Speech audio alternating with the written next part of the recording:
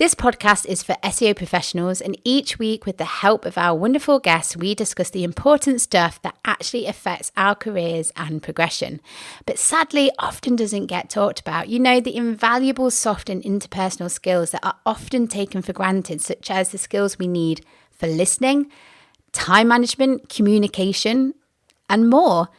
We also talk about the big issues that affect us and our careers, such as burnout, imposter syndrome, self-belief, saying no, plus other big issues and obstacles. With this podcast, we want to share knowledge on topics that unlock our listeners' true potential and enhance not only their careers, but all parts of their lives. So, are you ready to prioritize your own personal growth and career development? Then let's crack on with this week's episode.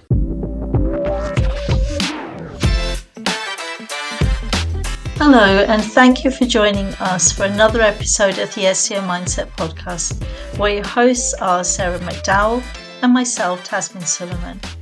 New episodes go out every single Thursday, and today I'm on my own. It's just me and you, and what I'll be doing is diving into the treasure chest of our previous episodes to bring you a great episode with additional insights. And as it's that time of the year, you guessed it, the episode I'll be retrieving is how to set meaningful goals, because we're in goal setting season, and if you're going to set one, make sure it means something to you. But before we listen to it, I wanted to share a few mistakes that I've made and I see many people making, and I don't want you to make them. So here we go. Number one. Are you letting other people set your goals? Now, I've definitely been guilty of this because it was very much led by what work wanted me to do and what they wanted me to work on. So this could be your manager telling you, learn this thing. I'm not saying not to let these people have an input. After all, your organization and manager have a big role to play in your career. So I'm not saying don't, dismiss what they want you to work on. What I am saying is, what do you want to do? What do you want to achieve? What skills do you want to learn? What do you want to be working on in the next few years? Maybe it's more leadership responsibility. Maybe it's more training responsibility. Maybe more client facing. Because if you're not vocal about what you want, then how are they going to know? So be vocal. Explore what you want to do within work. And then even if supposing you want to, mentor people or train people and you can't do it in your work setting, find a way that you can grow in this area in another setting. Maybe it's in a voluntary role. So really know that you're working on goals that are important to you, and don't let other people set those goals for you.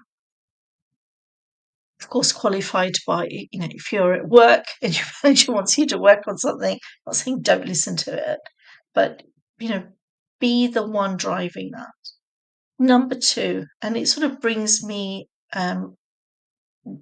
into this next point. One of the mistakes people make is they don't know what they want. Now, for the longest time, I didn't know what I wanted. And what happens is, if you don't know what you want, people often do nothing. And then they feel lost. And then they're probably going to say yes to what other people want them to do, set those, use those goals as their goals because they don't know what they want. Now, if this sounds like you, try this exercise. Get some sheets of paper, and on each one, write down the name of a role that you've had. Now, this could be a paid role or voluntary. Just write each one on a separate piece of paper. And then for each, reflect, did I enjoy this role? What skills did I learn? What skills did I use? Was I mainly working on my own? Was I working with others? Which did I prefer? What sort of relationship did I have with my manager? Was it very independent? Was it very micromanaged? Was it an in-person role, a hybrid role, a working from home role? And repeat all of these questions for each of the roles that you've had, and then look at the data. Out of all of that data that you have then curated, analyze it. What are the insights that it's giving you? What sort of things do you enjoy working on? What sort of environments do you like working on? And what this will do is it'll give you more of an awareness of what it is that you really want to do. So that's step number 2. Mistake number 2. Mistake number 3 that I see people do is that they are only focusing on professional goals. Now, I've heard this time and time again. What are your goals? Oh, I want to do this in my career, or I want to do, want to learn that thing for my job. They don't look at their personal life as an area that they should set goals at. Now, what do I mean by that? Things like health, social life, travel, all the things that you do for you.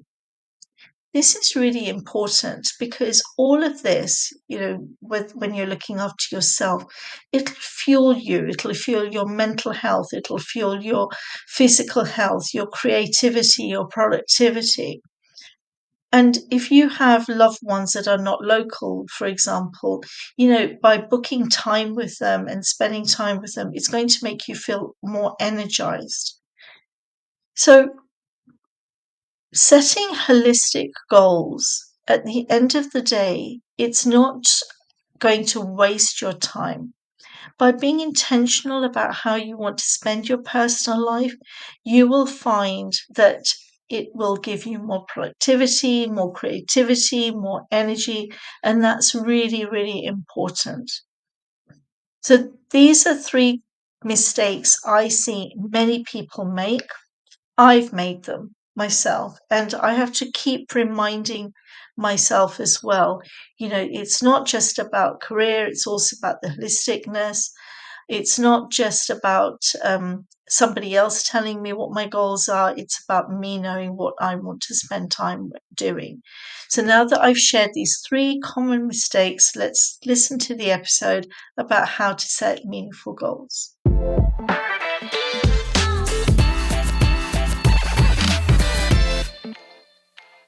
We all want to grow in our careers, right? But finding the right resources, well, that can be tricky. Enter Rank Suite, your go-to for self-paced digital marketing training. At Rank Suite, they focus on what actually works. They're not just about SEO, they're about helping you develop the skills that matter in the digital world. Whether that's mastering technical SEO, diving deep into content strategy, or making sense of analytics, they've got you covered with fresh courses every single month. And they don't just hand you the basics and walk away. Many of their courses come with downloadable frameworks, worksheets, and challenges to help you apply what you learn. Who are our instructors? Industry experts who are out there doing the work every single day. They're not just talking about it. And the best part, they're committed to white hat, sustainable strategies. There are no shortcuts here, just actionable knowledge, peer-reviewed for quality. Are you ready to take control of your learning? Start your journey with Rank Suite today by clicking the link in the show notes. Use the code SEO Mindset at checkout to get a 30% discount and an extended 21-day free trial. Sarah here, just quickly popping on to let you know about how you can support the podcast, how you can support me and Tazmin. So first things first, we are set up on Buy Me a Coffee, which means you can give us a one-off donation. Thank you to everyone who has done that already. If you fancy doing that, the link is in the show notes and we'd be very much appreciative. And another way is help us spread the word. Get more people to know about the podcast. Tell your colleagues, friends, loved ones, hey, even your pets. Next time you're listening to an episode and you think someone would really love it, find the link and why not share it with them?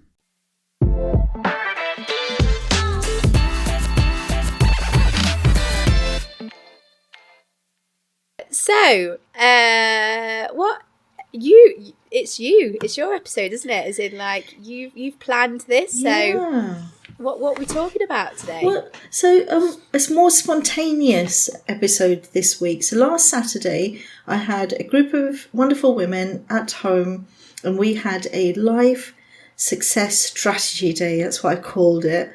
And the idea was for us all to take a day out of our busy lives, spend a bit of time and think about what did we want to achieve in 2023, but really tap into what did we really, really want.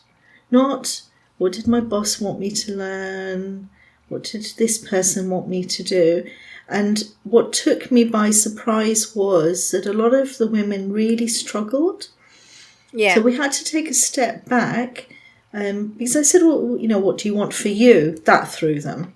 That really threw them. But I think that might be quite normal. So we went through 5 steps to get down to the bottom of what goals were meaningful to them. And that's what the point of this episode is. It's not about what your manager wants or what the business wants or what everybody else wants. What are the few things that you want? It doesn't have to be few, it could be loads, it can be whatever you want it to be, but they have to be meaningful to you. Yeah, and that is so important. And it's quite interesting that you say that, like, people aren't sort of familiar with this kind of thinking, are they? And, like, I don't know if enmeshment is the right word. Ooh, or I'm just using a buzzword. word. Because you're talking to your boss, you're talking to your work colleagues, you're talking to your friends, you're talking to your family, and you can easily see how their goals become sort of like your goals. Yeah, because then there is this almost like a social norm of, I should want to go on a really long holiday. Holidays are a typical one where you think you should have them, but if you really tap into what do you want, maybe you don't want it. Maybe you don't want to go through all of the stress of looking for a holiday, paying for a holiday, packing for the holiday, winding down from work, going on this holiday, coming back, having to deal with all of the laundry, blah, blah, blah. Some people quite like to have a week at home without the nonsense of travel times and getting to airports and so on and so forth. So it's about, again, like I say, checking in with yourself and figuring out what's meaningful to you. 100%. Yeah. So you ready? You ready for step number 1, Sarah? Give it to me. I am ready. So one of the things that we found when we were doing this last Saturday was there was so much clutter in people's minds. They couldn't actually get to the bit where they thought about what they wanted. And a lot of the women were saying, oh, yes, but I need to do this, I need to do that, I need to do the other. I can't even think about myself until all of this stuff is sorted. So the step number 1 was declutter your mind. Our minds are so full of stuff that we need to do that we can't think clearly. So step number 1 is write down all of the things that are cluttering your mind, your big to-do list, and then do an audit. So the first step of your audit is be really ruthless. Cross out the things that aren't that important. Do you really need to sort out the loft? Do you really need... I mean, if you do, go for it. But get it all down on a piece of paper and then cross out the ones that actually aren't that important. Because again, we're filled with this everybody else's to-do list as well. Then the stuff that's left, do you need to be the person who does it? Delegation. Delegation. It might mean an awkward conversation. It might mean reminding people of their roles and responsibilities in the home, for example.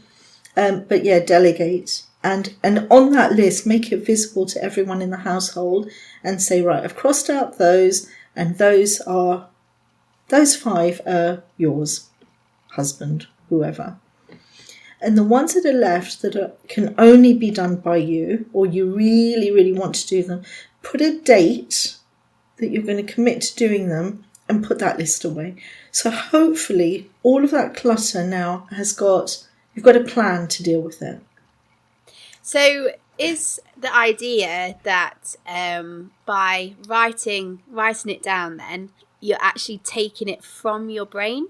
Yes. And you're putting it down on paper. So that's the actual physical, you're doing something so it doesn't just stick in your head. Yeah. It's a bit like in that scene in Harry Potter where Dumbledore extracts all of the thoughts. I don't know Harry Potter that well, but I'm sure our listeners are going to be some Harry Potter fans. I hope so. Okay, so that's step number 1. You've got everything off your to-do list on a piece of paper. Step number 2 is some people find it difficult to answer what do I want, but they're much better understanding what they don't want. So write your don't want list. Ah, okay.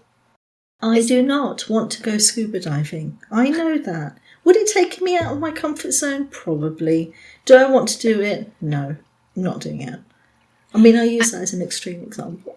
And I suppose as well, you could put things that, and it's not just your home and personal life, but this could easily be, you could be talking about your work life as well, right? Yeah. So when you're decluttering, do that in the workplace as well, I guess, and then especially with the delegation, because you might think, this is for me to do, but I suppose there might be someone that's asked you to do something or has suggested a goal or a target for you, but actually that's not right for you. So then I suppose that goes into your no list, I suppose. One example is supposing you're job searching. That next year you want a new job. What don't you want that job to be? For me, I wouldn't want a job that required me to travel a lot. Okay. So that would be I don't want to do that. I don't want to... I don't mind doing things at the weekend. This is a Saturday morning, 11:25, that we're recording this. So that's okay. But if it required me to go here, there and everywhere, it's not what I want to do with my life. Yes, very important. Very important.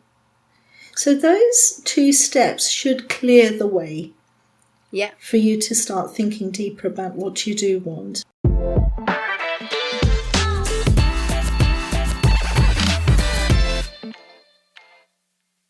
Right, I'm going to dive into step number 3 because this one's a bit of a biggie, but at the same time, I don't want anyone feeling overwhelmed about it. Take your time, be gentle with yourself, but this step is about being really curious about you.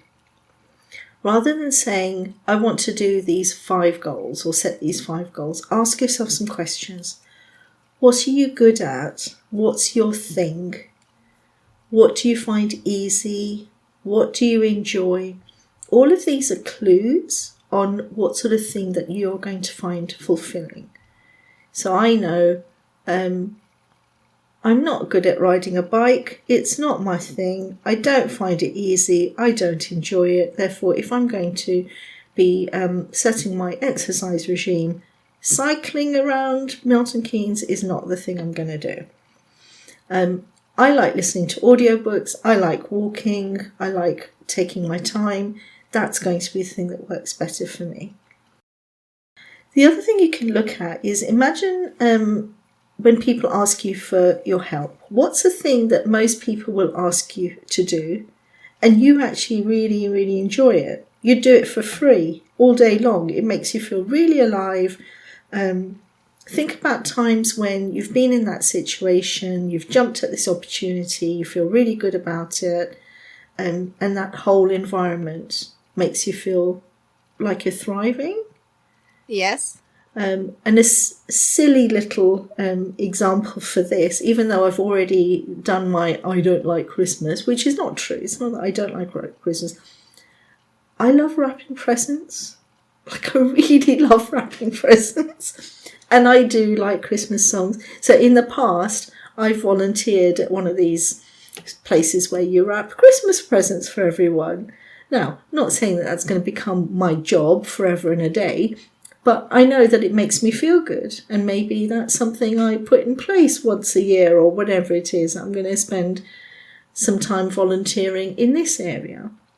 Yeah. And it also makes me feel fulfilled and satisfied. So that's something else you could ask yourself.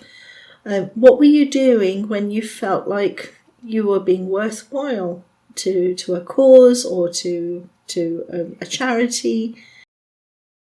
Other areas that you can talk to yourself about is, when have you done something when it felt like your true self? So when you're doing a task that feels really difficult and you're going against the grain, you're not enjoying it.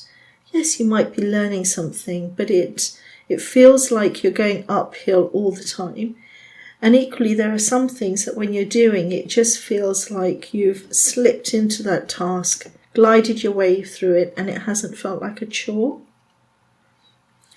So all of these things will start giving you clues about what you enjoy, where you have felt worthwhile, because there'll be things that you really enjoy that somebody else might not. Somebody might hate wrapping presents, for example, or somebody might like cycling when you don't like cycling. So just because you find it easy and meaningful and you enjoy it doesn't mean everyone else is going to, and vice versa. Yes. Yeah. So go on, you're going to ask. No, it's just I just want to pick up some things that we spoke about. So especially around your point about your true self. Yeah. And I think that's so important. And obviously we can't live in this idealistic world where you're going to be doing everything that you're doing, you're going to be enjoying, because that's not how being an adult works. That's not how home life, that's not how work happens and stuff. But I suppose it's about being aware of the stuff that you do like and the stuff that you don't like, so then you can make sure you've got a balance. Or when you know that you've got a task that you've got to do that you don't like, is there a way that you can make it easier? Like, so for example, I don't necessarily like cleaning, but I love listening to podcasts, right? Yeah. So when I'm cleaning, that's a great opportunity for me to binge on some of my favourite podcasts. Okay? So I think it's also about that. Yeah? Yeah, I think so. And I think though, once you start going down this path of really checking into yourself about what is it that you enjoy doing and who are you and what makes you you, you'll find ways to do that more and more. So I hear what you're saying, that life isn't perfect. People have got jobs and need to earn a certain amount of living, and you can't suddenly say, oh, I'm going to go off and do this other thing without the repercussions. Everyone's got a choice, and the choice comes with consequences.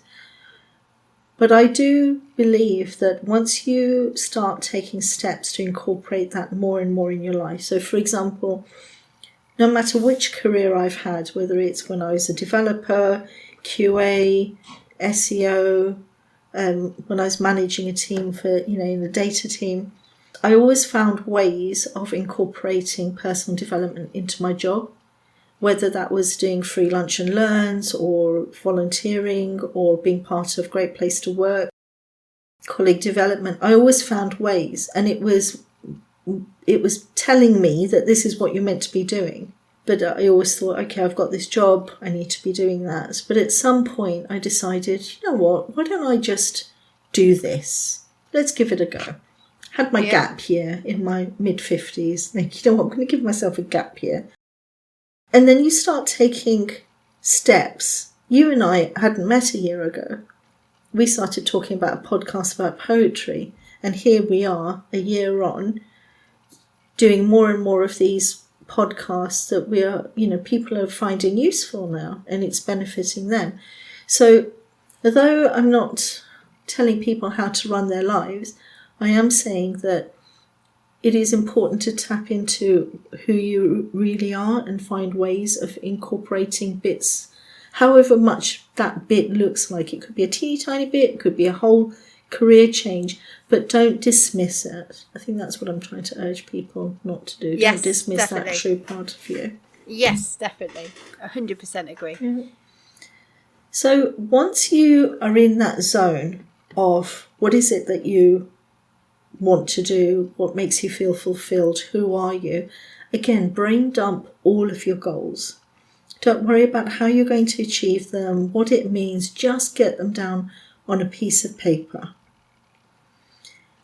And then the fifth step is, you know how we reflected on our to-do list? I want people to take a little time and reflect on their goal list. And for each one, fast forward. Okay, my goal is to sail around the world, for example. My goal isn't. Let's just making it very clear that my personal goal is not. But supposing that's one of the ones that you put on a piece of paper. Go through the steps it would take to make that happen. Right from the good stuff and the not so good stuff, and then completion. How does that make you feel? Because if it's not making you feel excited and enthusiastic, maybe that goal isn't really for you. Yes. Yeah. If it starts feeling like a chore, I suppose, or like you're not enjoying it, then obviously, that needs to get in the bin. Yeah. And some of it will feel like a chore. So, for example, again, going back to running a coaching business, there are parts of it that I do that it's not the most fun, but I know that it's a necessary step to get to where I want to get to. And I'm okay with that.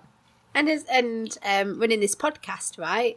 Like the actual recording and getting to chat to yourself and other amazing guests and stuff, and like producing something that's helpful for the community. I love that. But then there are parts of having a podcast which we both, it's not that we don't really like, well, I suppose, like we find more challenging, don't we? So and that's where the discipline comes in, and that's when the recognition that, okay, this is part of it.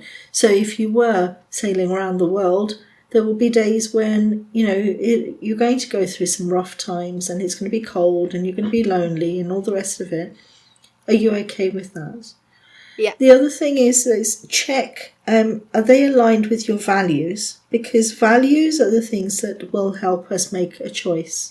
And off the top of my head, I cannot think of a single one right now because I think my brain has gone fuzzy. But for me, family time is huge. And if there was a goal that meant that I was being taken away from family for a long period of time, it would have to be a brilliant goal, an amazing goal, because I thrive when I've got my family around me. They anchor me, they nurture me, they fill my cup. So without it, I do struggle. I can cope with a few days, but if it was like a month away from home, I'd struggle with that. And I would have to question, is that goal important enough for me to be without family for a month? Maybe there would be one. But it's just checking in with your values, because if it doesn't align, then you're likely not to stick with them. And then I suppose off the, an offshoot of that is, are they aligned with who you want to be? So using that previous example, if I had to be away for a month from family, but it was to help a set of young children going through a difficult period of their lives and help them with personal development and nurturing, and would I do that? Yes, I probably would, because it's aligned with who I want to be. Yeah. And I suppose it's about, so that it's aligned with who you want to be, and like it's still going to be aligned with one of your values, obviously not so much your family one, but your other values of like giving back or helping people in need. And I suppose it's just about, putting in a contingency plan of like what you're going to do. So spending time with the family before and after, making sure that, I don't know, that you have a phone call or FaceTime while you're out, sort of thing. So things can always be tweaked and altered, can't they? Yeah. And it's being, again, I keep on using this, it's about checking in with yourself and figuring out, yes, I want to do this thing. I'm going to find this bit challenging, but it's okay. I'll find a way through. It aligns with this value, but it doesn't align with this. And this is how I'm going to make sure that I've put everything I need to do in place to make it, give myself the best possible chance of succeeding. Wonderful. All right. We've come Definitely to some the end. things. Sorry. So we've come to the end of our 5 steps. Yes. Yes, I was just going to say, my brain's got me thinking of things to do and stuff. And I mean, what would your advice be for those who would be worried about failing with goals? Like, say we go through these steps and we set up our goals and stuff. How do we get over that fear of like, oh, I don't want to because I don't want to fail? Or so my one question would be, would you rather go through the feeling of failure than the feeling of regret? Yes. Yeah. One thing I did years and years ago was I was working in a company. Somebody once said to me, "Oh, Tazmin, can you make me a curry?" And I said, "Yeah, okay, I can make you a curry." So it was Mark Webb, his name was. So I made him a curry, and then somehow that then snowballed into a weekly curry club. I would send out a message on a Monday saying, "This week I'm making this curry. Let me know by Wednesday if you want it." And then I'd bring in the curry. So I then thought, oh, it'd be great to have a catering business. I started that catering business. It didn't go to plan. Some people would say it failed, but at least now I know that I gave it a go, because I think if I hadn't, I would have regretted it. But it taught 100%. Me a lot. Yeah, and 100%. You'll always learn something about yourself. So I've learned huge amounts, and I take that learning with me everywhere I go now. So the biggest thing is not to be scared of failure, right? No. And failure isn't a negative thing. It's like failure is about self-discovery, isn't it? And you can either turn failure into a teaching lesson, like what you just had, or you can pivot and you can change it into a positive, right? Because you always hear, don't you, that like the multi-millionaires of the world, you hear how like many of them were like failing for ages, like not really making money, or this was like their last shot. So yeah, I think it's just, you've got to have some resilience, I suppose, don't you? And like not being scared of the big F word, because do you know what I mean? Like, it's all right to fail. Like, it's not always negative.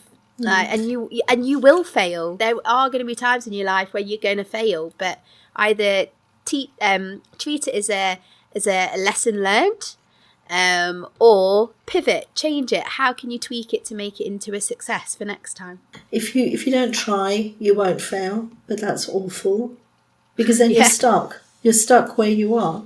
So if you want 100%. To move anywhere from where you are, you've got to give something a go. If you give it a go, it may not go to plan. It doesn't matter. Learn something from it. Pivot yourself, reframe it. And every day you are becoming somebody who is getting better and better at being you, and therefore you can never fail. Wonderful. Right. Well, unfortunately, we have run out of time. I think we packed a lot in this episode, Sarah. I think it's been really good. I mean, my notebook's full of scribbles. So yeah, do you want to know my main takeaway? That would be wonderful. I think my main takeaway would be the thing that we've just discussed, really. There's so, like, you've given some awesome steps of how we can be true to ourselves and make sure that we're setting the goals that are important to us. And yeah, I love all that, the auditing side. But the key thing is that the conversation that we just had about failure. Oh, wow. Maybe we do an episode on failure. Yes. Yeah. Yes. Okay. And we could call it something funny like the dreaded F word. And then people are going to be like, ooh. Anyway. I just want to remind people, if you would like to support us, sorry, you might have just heard a very squeaky microphone there. If you would like to support us and you enjoy what we're doing, you enjoy listening to our episodes, you can donate to us via Buy Me a Coffee. So you can do a one-off donation for us, and we'll be very appreciative of that. Link in the show notes so you can do that. And also, to make sure that you never miss an episode, and you don't get FOMO, or you make sure that you listen to all the new episodes that come out, head on over to the seomindset.co.uk/listen, because there you'll be able to subscribe to where you get your podcasts. So again, that link in the show notes.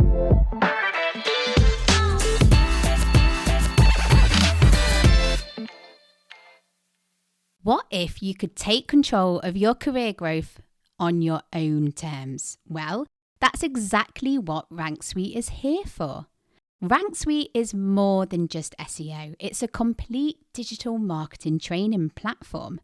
With courses covering technical SEO, content, and analytics, they give you the tools to grow your skills at your own pace. There's no shortcuts, no gimmicks, just real sustainable strategies taught by industry experts who live and breathe this stuff every day. Plus, it's packed with worksheets and challenges to make sure what you learn sticks. Are you ready to take the next step? Start your journey with Rank Suite today by clicking the link in the show notes. Use the code SEO Mindset at checkout to get a 30% discount and an extended 21-day free trial.